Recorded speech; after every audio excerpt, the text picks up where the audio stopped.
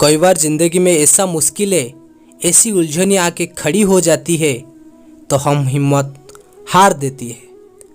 कोई रास्ता भी नहीं दिखाई देता, समझ में नहीं आता कि क्यों हमारी ज़िंदगी में इतना परेशानी, इतना तकलीफ़, इतना उलझनियाँ क्यों है आखिर। क्यों हमें ही इतना दुख मिलता है। हमने क्या बिगाड़ा है किसी का। क्यों हमारा साथ हमेशा गलत होता है। जब भी आपकी ज़िंदगी में ऐसा वक्त आए तो इस कहानी आपको बहुत ताकत देगी, आपको हिम्मत देगी और आपको आपकी उलझनियों से बाहर निकलने के लिए रास्ता दिखाएगी।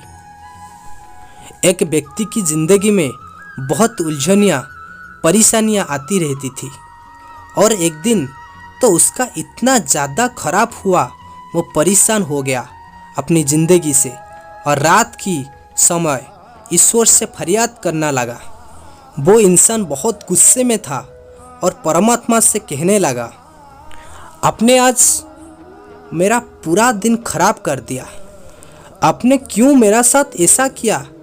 तो परमात्मा ने पूछा, क्यों, ऐसा क्या हुआ तुम्हारा साथ। तो वो व्यक्ति बोला, मुझे सुबह को जल्दी उठना था लेकिन मेरा अलार्म नहीं बाजा और मुझे उठने में देर हो गई।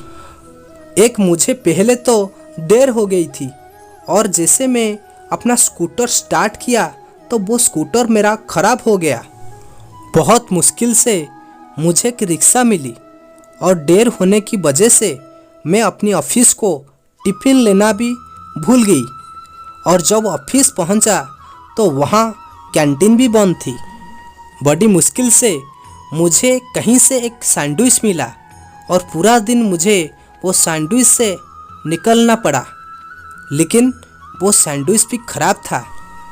मुझे कहीं से फ़ोन पर एक बहुत अच्छा ऑफ़र आया, लेकिन उसी समय मेरा फ़ोन ख़राब हो गया, फ़ोन ही बंद हो गया मेरा। फिर उस व्यक्ति ने कहा, मैं सोचा कि जाकर एसी चलाकर सो जाऊंगा, आराम करूंगा, लेकिन मैं जैसे ही घर पहुंचा तो लाइट गई हुई थी। मुझे समझ नहीं आ रहा, तो ये सारे तकलीफ़ें आप मुझे ही क्यों देते हैं, आपको कोई और नहीं मिलता क्या।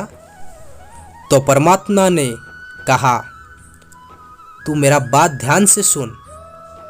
आज सारा दिन तुझ पर मुश्किलें और परेशानियां आनी थी, इसीलिए मैं देवदूत को भेजकर तेरा अलार्म बाजने ही नहीं दिया और आज तेरा स्कूटर से एक्सीडेंट होने वाला था, इसीलिए तेरा स्कूटर बिगाड़ दिया। और जिस कैंटीन की तू बात कर रही है उसका खाना खराब हो चुका था, जो तेरे शरीर को भयानक नुकसान पहुंचा सकता था। और जिस इंसान से तू फ़ोन पर बात कर रहा था वो इंसान एक नंबर का घोटालाबाज था और वो आज तुझे बहुत बड़ा मुश्किल में फंसा देता, इसीलिए तेरा फ़ोन में बंद कर दिया। और आज तेरे घर में शॉर्ट सर्किट से आग लगने वाली थी, इसीलिए मैं तेरी बिजली बंद कर दिया। ईश्वर वो व्यक्ति से कहा, मैं तुझे दुख देने के लिए या तुझे परेशान करने के लिए ये सारे उलझनियाँ नहीं दी, मैं तुझे बचाने के लिए ये सारी चीज़ किए थे। जब उस व्यक्ति को ये पता चला कि ये सारी चीज़ें मेरे रक्षा के लिए हुआ था, तो वो परमात्मा से माफ़ी मांगने लगा कि आप मुझे माफ़ कर दो, मैं आपको समझ नहीं पाया। तो परमात्मा ने कहा, माफ़ी मांगने की ज़रूरत नहीं, लेकिन विश्वास रख, मैं हमेशा तेरे साथ हूँ, मैं हमेशा सबका भला करता हूँ, मैं जब भी करूँगा तेरे भले के लिए करूँगा।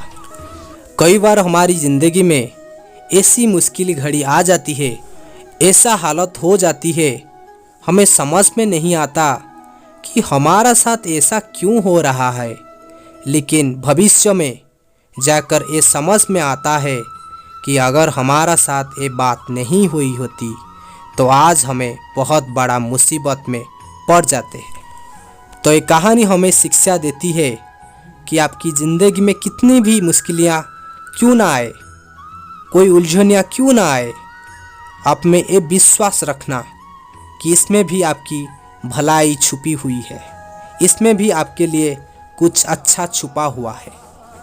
मुश्किलें आए तो घबरा मत, मन में विश्वास रखना कि वो ईश्वर, वो परमात्मा मेरी रक्षा कर रहा है। जितना कठिन ये रातें होंगे उतना ही मजबूत तुम्हारा आने वाला सवेरा भी होगा।